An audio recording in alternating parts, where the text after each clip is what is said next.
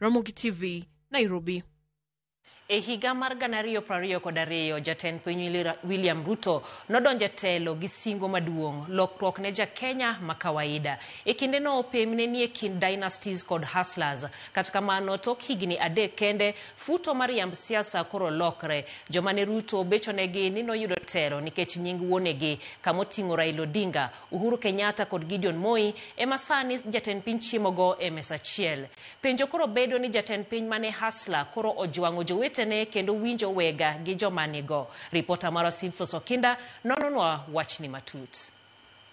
Ne jal manowuok oko kaka jadhier manoluor kod nyithi kingi. Jaus gwen gi tong' mane ochung' e kind nyithi ruodhi. William Ruto noketo picha maler ni lweny ne nie kind dynasties kod hustlers mapachoka. Kampen mar Ruto higa mar 2022 nomwomo i piny ka mach momako bungu.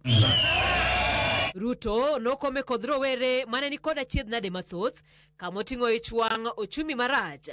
Jomoko manobede wi thoth jo Kenya mochan gi singo mar ketho ng'iyo machon.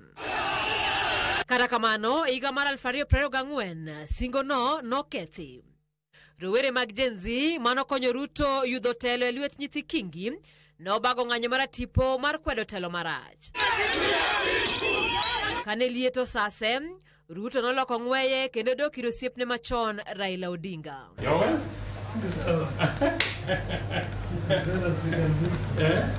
Odinga en achiel kuom jotelo ma wuonegi noyudo mwandu Kenya e thuolo mokalo. Jal ma Ruto nokedogo ahinya e yiero mokalo bedo ni giduto ne gidwaro kom ker. Kawuono gimakore kapata gi dhot e tayo sirikand Kenya Kwanza. Semeni baya! Semeni dynasty baya!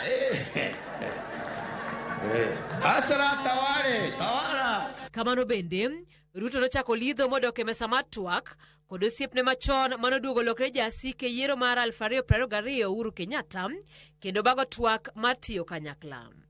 Kapok gweno muonyo law, mane jumani, Ruto nyoromo gi wuo jatend piny machon Gideon Moi.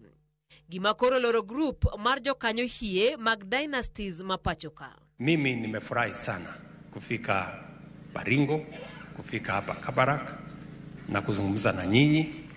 Nyinyi mnajua hakuna mtu wako kwa uongozi katika Kenya hii ambaye hajapitia chama ya KANU. Si ndio? Mimi nikiwa moja yao. Si ndio? So tunataka tufaulu tukiwa pamoja. Kendo jibro ng'ise ni ok en man of principle, nikech kada en man of principle do stick mowacho ni ka dynasty emanogorego chon to winjore ni ogore gi dynasty nyaka kawuono. To dynasty koro kogorego joge makoro luongo mondo bede komachiel. Ma keto Ruto kamanade kod hustlers manopadore kuome e higa mar 2022. Slogan masani en one term kata two term. Nyiso ni okwadhi ng'iyo philosophy mang'eny ahinya. To mane momiyo Kenya okosebedo driven. Siasa ma Kenya osebedo driven gi policy, gi agenda, gi philosophy. Obedo driven gi miluongo ni dhoudi to gi kuonde ma ji wuoke mamalo malo. Agwanda wacho ni Ruto ni kod thuolo manuo telo higa mar 2027 mana ka oketo lokruok e gik masani hinyo jopiny. Gima William Samoei Ruto nyaka tim mondo yude jok manyalo gone kura maber en ni SHA nyaka ti. SHA ok ti maber ahinya kendo jothurwa ka ywak ahinya. To mar ariyo en ni nyaka olos osiep gi jogo maparo ni noseringe. Mane mama Mbogano, to mane ja ndudhi kata ja motorbike, to mane ng'at ma ja piny mondo ter ginene malo. Nikech wigi ok bi wil ni ka nomigi gimiluongo ni hustler fund to koro ginyaka gichul. To kata ni gichulo, ka ok itiko chulo hustler fund to ibro nwang'ori ni koro kata shano nyaka ichul te to be nyaka ichul gowicha. Nyaka koro William Samoei Ruto beng'ini to taxes manokawo ji machalo na housing levy mikawo ei jok ng'ata matiye Kenya ka to nok gidwar ni mano bogol. Ka gigogol William Samoei Ruto nyalo nwang'o kura ma oselalo. Gima koro nyedhore lela en ni Ruto notiyo kod jochan mondo oidh orom gi jowetene manigo. Ka Kenya chorore machiegni gi yiero mar 2027, adiera en ni laini mapogo joma nigo kod joma ongego kore ka mudho mandiwa okwako ne chuth. Simfros Okinda, Ramogi TV. Lang Kenya Kwanza no dhi nyime gi timo limbe margi e kor gweng'